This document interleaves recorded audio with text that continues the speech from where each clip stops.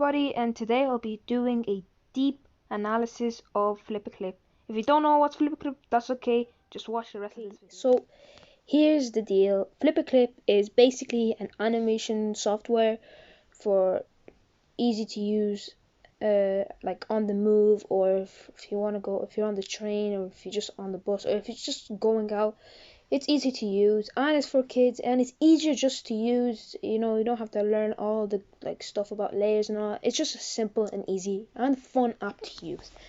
So over here we have our name. So name is pretty important for now, but you can change it later. So just don't worry if you put a name and you don't want that for the name. You can still change it later. So just name it whatever you want now.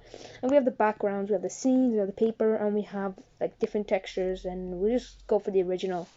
Over here we have the FPS. So FPS just means frames per second, or frames to make 1 second. So if you use 12 frames per second, you need 12 frames to make a second.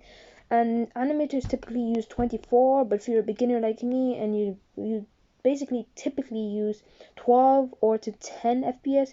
10 FPS just means you can kind of see the difference. You can kind of see it really badly, but 12 is a tiny improvement. But I'd say nothing beyond 10, because then you can see how bad it gets. Like if you go to 3 or 2 at 1 FPS, look how bad it is, or 5 or 8 or 9 or 10. So I typically use 12 FPS. So after we're done that, you click this tick button and you begin or create project. So over here in the top bar we have the ruler. So the ruler makes everything easy and pretty much your life easy. And that's what I like about the ruler. You can make circles, you can make shapes, you can make squares. That's kind of a bad square, but you get the point. And it's typically easier to use, so you don't need a pen or anything, or if you're bad with your finger, I'd recommend using the ruler. So now we have moving on to the paste button. So the paste button pretty much copies and pastes. So you see this button right here, that's the copy button, and then you press this after you copied something to a new frame. So let's say you make another frame, and let's say I write this, you press this button, and then when you go over to this button, you press this button and it will paste it, and now you have two of your creations. So it's handy to use. And then over here we have the rewind back, or kind of like the return button. So if you press the return button or the back button, it will pretty much go back to before you did the drawing. And if you go afterwards, it will go after you did the drawing. So after you do, let's say you rub it out, then if you did it by mistake, you press this button and it'll give you back your drawing. So now under it we'll have our pen. So our pen's very important. We have different varieties.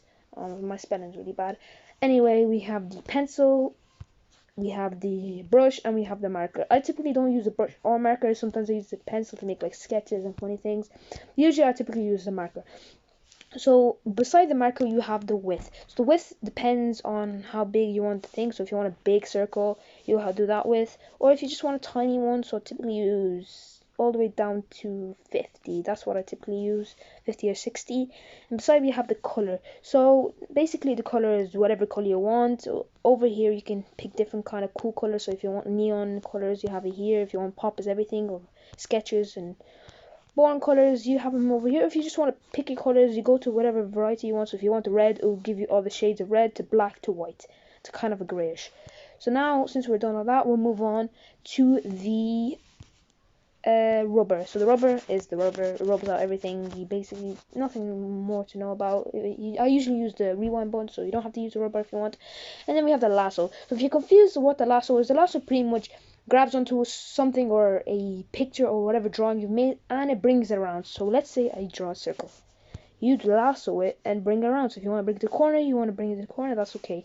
If you want to bring it down to this corner, that's fine. You just move it around. And this little thing is the trash, so it gets rid of it. Or you have this, which is the turn around button, or just the sideways button, whatever. So that's the lasso. The paint bucket pretty much fills up everything. So if you want to fill up the whole page, we have different colors, and it just depends on whatever color you want.